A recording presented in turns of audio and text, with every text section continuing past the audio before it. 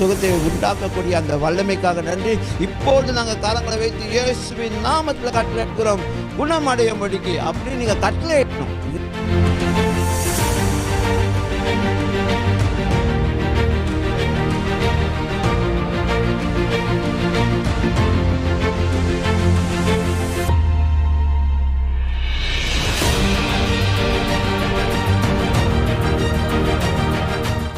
நீங்கள் போய் மற்றவங்களுக்காக ப்ரே பண்ணலாம். வீட்டில் யாருக்குனாச்சும் காட்சியா, யாருக்குனாச்சும் உடம்பு முடியலையா, நீங்கள் எல்லாரும் என்ன செய்யணும், வீட்டில் இருக்கவங்க எல்லாரும் போய் கை வைக்கலாம், அவங்க மேலே வச்சு கை வச்சு ப்ரே பண்ணலாம்.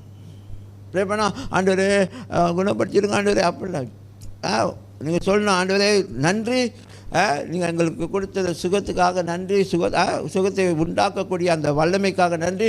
இப்பொழுது நாங்கள் கரங்களை வைத்து இயேசுவின் நாமத்தில் கட்டளை எடுக்கிறோம், குணமடையும்படிக்கு அப்படின்னு நீங்கள் கட்டளை எடுக்கணும். நீங்கள் நிறைய பேர் என்ன செய்கிறாங்க, மிஸ்டேக் பண்ணுறாங்க. பிதாவே இவங்களை குணப்படுத்துங்க.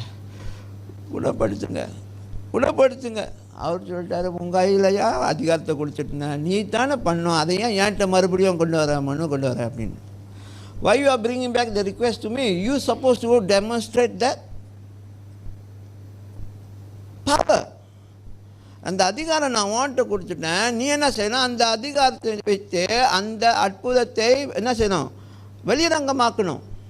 அந்த வியாதியிலேருந்து அவங்களுக்கு குணம் அடைகிற அந்த நிலையை நீ தான் கொடுக்கணும்னு சொல்லி அவர் நம்மகிட்ட தான் அந்த பொறுப்பை கொடுத்துருக்கிறாரு.